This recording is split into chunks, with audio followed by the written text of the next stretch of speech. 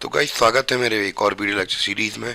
और आज हम लोग को बात करने वाले हैं रिसोर्सेज एंड डेवलपमेंट के बारे में। तो क्या होते हैं रिसोर्सेज और क्या होते हैं डेवलपमेंट। तो इस चैप्टर का थीम ही हमारा यही है, रिसोर्सेज एंड डेवलपमेंट। तो रिसोर्सेज के बारे में बात कर लेते हैं। तो कोई भी चीज़ जो हमारी नीड्स को पूरा करता है तो हमारा रिसोर्सेज कहलाते हैं। जैसे कि हम लोग बात करें नेचर से हम लोग जो भी चीज़ लेते हो, चाहे वो लैंड हो, चाहे वो एयर हो, चाहे हम लोग बात करें गोल्ड हो, चाहे फॉरेस्ट हो, चाहे लकड़ी हो, चाहे पेड़ हो, चाहे ज़मीन हो या पत्थर हो या मिनरल्स हो, कुछ भी जो हमारी नीड को पूरा करते हैं वो क्या कहलाते हैं, रिसोर्सेज कहलाते हैं। और डेवलपमेंट, तो उनका डेवलपमेंट कैसे करके हम लोग अपने लिए बहुत ज़्यादा हम लोग बात करें अपने अपने एनवायरनमेंट को डेवलप करने के लिए किसका इस्तेमाल करते हैं, रिसोर्सेज का इस्तेमाल करते हैं। तो इस चैप्टर में बेसिकली हम लोग रिसोर्सेज के बारे में बात करने वाले हैं कि कहाँ कहाँ से हम लोग रिसोर्सेज वगैरह लेते हैं और क्या क्या रिसोर्सेज लेते हैं। तो इन सारी चीज़ों के बारे में डिटेल से बात करेंगे, ठीक है। तो सबसे पहले मेन जो चैप्टर है हमारा थीम, तो उसकी डेफिनेशन समझ लेते हैं, फिर आगे बढ़ेंगे तो फिर अच्छा भी लगेगा। सबसे पहले हम लोग बात करें रिसोर्सेज क्या होते हैं। तो रिसोर्सेज की यहाँ पे डेफिनेशन लिखी हुई भी है कि everything everything everything available in our environment, जो भी चीज़ हमारे इन्वायरमेंट के अंदर प्रेजेंट हो। मैंने आपको पहले ही बताया कि फॉरेस्ट हुआ या फिर हम लोग बात करें ज़मीनें हुए, मिनरल्स हुए, पहाड़ हुए, तो जो भी everything available in our environment which can be used to satisfy our need. कोई भी चीज़ हम लोग बात करें हमारे इन्वायरमेंट के अंदर प्रेजेंट है और जो कि हमारी नीड्स को क्या कर रही है, पूरा कर रही है और हमें प्रोवाइड कर रही है, provided it is technologically accessible, economically feasible and culturally acceptable, can be termed as resources. तो हम लोग बात करें कि वो हमारे लिए क्या होनी चाहिए, टेक्नोलॉजिकली एक्सेसिबल, यानी कि हम लोग टेक्नोलॉजी के थ्रू हम लोग उसे एक्सेस कर पाएँ, इकोनॉमिकली फीजिबल होने चाहिए और कल्चरली एक्सेप्टेबल होने चाहिए। तो इन सबको समझ लेते हैं क्या होता है इनका मतलब।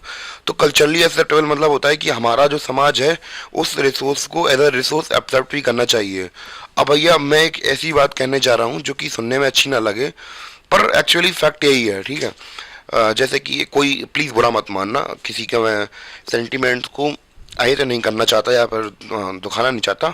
मैं केवल एक एग्जांपल दे रहा हूँ। जैसे कि हम लोग बात करें कि हम लोग इंडिया में गाय और सूअर का मांस नहीं खाते हैं, पर जो फॉरेन कंट्रीज़ होती हैं तो वहाँ पे जैसे आपको पता होगा जो गाय का मांस होता है उसे बीफ बोला जाता है और जो सुअर का मांस होता है उसे पोर्क बोला जाता है।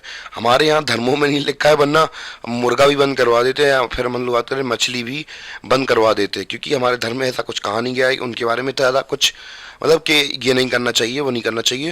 जैसे गाय के बारे में पर्टिकुलरली हम गाय को माता मानते हैं, इसलिए अगर कोई इंडिया के अंदर गाय को मार भी देता है तो इतनी ज़्यादा मीडिया पीछे लग जाती है, फिर अच्छा नहीं माना जाता कल्चरली।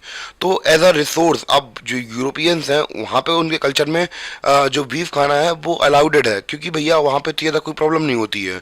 तो अब वहाँ पे लोग कल्चरली एक्सेप्ट कर रहे हैं उस चीज़ को एज अ रिसोर्स। पर हम लोग इंडिया में क्या एज अ रिसोर्स गाय को या फिर हम लोग बात करें सुअर को क्या हम लोग कल्चरली एक्सेप्ट कर सकते हैं? तो भैया ऑब्वियसली बात है नहीं कर सकते हैं, क्योंकि ये हमारे रिलीजियस सेंटिमेंट्स को हर्ट करता है। तो अब हमारे लिए जो बीफ और हम लोग बात करें पोर्क है, क्या वो रिसोर्स कहलाएगा? नहीं कहलाएगा, क्योंकि भैया वो कल्चरली एक्सेप्टेबल नहीं है।